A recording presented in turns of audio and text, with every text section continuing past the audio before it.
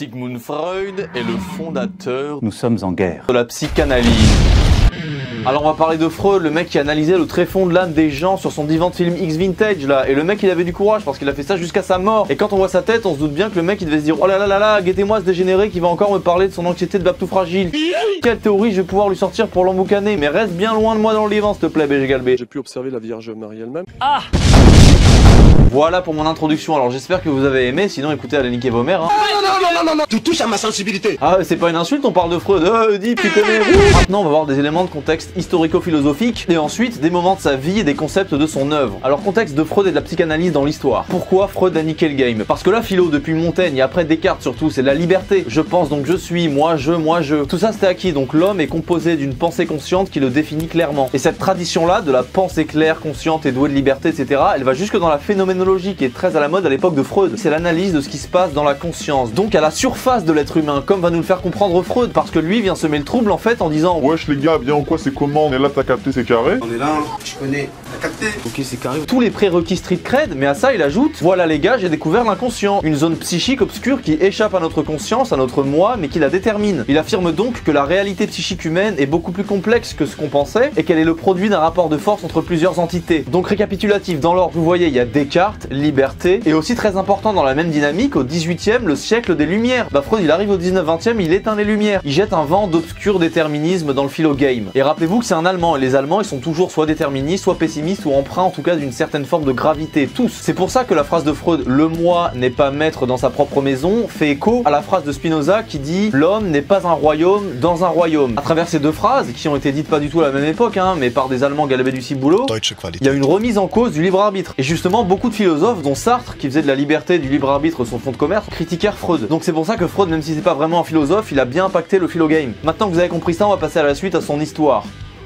J'adore l'eau. Freud, après ses études, il vient en France suivre les pratiques d'un mec qui pesait dans le game, donc Charcot, et lui il hypnotisait les meufs pour calmer leur hystérie. Je suis hystérique, alors je m'en parle. Calmez-vous. Je m'en bats les couilles. C'est une bonne copine, c'est une bonne copine quoi. Bulle, chatte, schneck. Alors aujourd'hui Charcot on le prendrait peut-être pour un charlot, mais les mauvaises langues diraient qu'il aurait du boulot, qu'il serait pas charclot. On pourrait lui faire un ministère, amer. Et je plaisante évidemment pas. Papa, vous voyez ça devient Beethoven.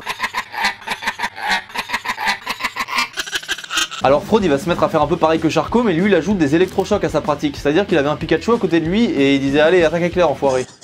C'est insupportable votre attitude. Vous allez interdire les plans à 3.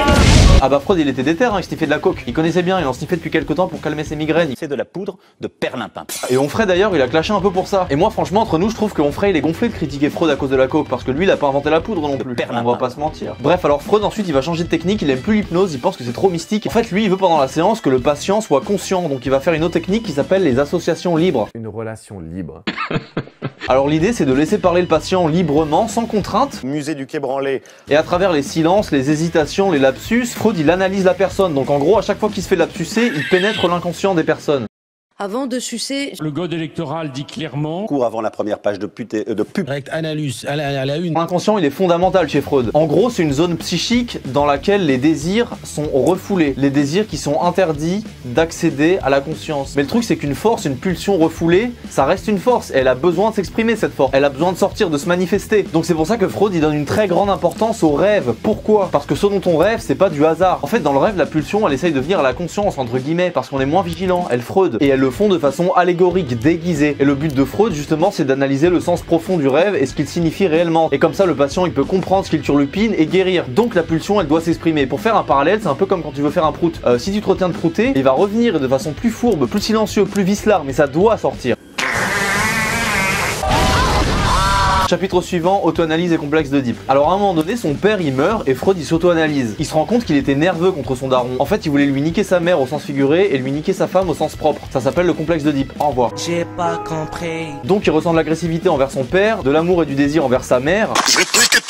Et il pense que cette structure, cette relation triangulaire père-mère-fils, elle est universelle. Complexe d'Oedipe. Alors, naturel? Dites-moi en commentaire si vous y croyez. Et si c'est vrai, préparons d'ores et déjà des psychanalyses et des famosos chèques psy de l'État aux fils d'actrices X parce que ça va être violent le complexe d'Oedipe avec eux. Et moi j'ai réfléchi à un truc, c'est que Freud, il a pas de chance de pas être né aujourd'hui parce qu'il aurait jamais eu d'embrouille. Par exemple, quelqu'un lui aurait dit: nique ta mère. Il serait pas énervé. Il aurait dit: écoute, moi je prends le conseil, mais donne-moi des tuyaux. J'ai pas suivi des conférences de coach en séduction. J'ai pas la tactique, frérot. Voilà, donc Freud de fil en aiguille devient connu grâce à tous ces concepts. Et à un moment donné, Freud il va aux States avec quelques potes un peu comme les Beatles et il va va faire 2-3 conférences. Et ça marche à mort. Depuis là-bas, t'as des mecs plus ou moins escrocs, 300e étage, qui flattent l'ego des bourges en leur disant qu'ils sont angoissés parce qu'ils ont eu un traumatisme au stade infantile anal. Mais en même temps, ils les aident pas trop parce que financièrement, ils les enculent un petit peu. Ça va être mon boulot. Alors Freud ensuite, il commence à bien cerner l'appareil psychique humain et il va se mettre à le schématiser. Donc là, on arrive au fameux triptyque, la triforce, le moi, le ça et le surmoi. Alors le ça, c'est tout ce qui est pulsion primaire, agressivité, désir sexuel, faim. C'est un peu l'appétit au sens large, plutôt sexuel quand même. Le surmoi, c'est très simple, c'est l'ensemble des interdits sociaux, religieux, parentaux. C'est la censure en fait. Et le moi, en fait, c'est ta conscience, c'est toi. Et il est pris en gangbang style entre ces deux instances. Et selon le mélange et l'équilibre que ça fout dans ta caboche, soit t'es à peu près normal, soit tu pars en couille et tu deviens un gros névrosé. La névrose.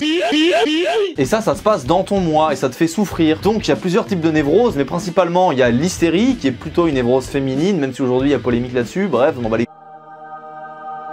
Et la névrose obsessionnelle compulsive, les fameux TOC. Et tous ces états pathologiques de l'âme, ils génèrent stress, anxiété, angoisse, entêtement, etc., etc. Et le level up de la névrose, c'est la psychose. Et ça, c'est beaucoup plus grave. Et c'est ce qu'on appelle, comme vous le savez, plus communément la folie. Donc vaste sujet, on pourra en faire une vidéo complète, maybe si vous voulez, dites-moi en commentaire. Et j'ai plus qu'à vous souhaiter d'être assez galbé pour éviter de passer sur ce canapé et de vous faire manger comme un canapé. En se mettant sur le divan de monsieur, en payant aussi cher qu'on paie habituellement les analyses. C'est désagréable, vous voyez.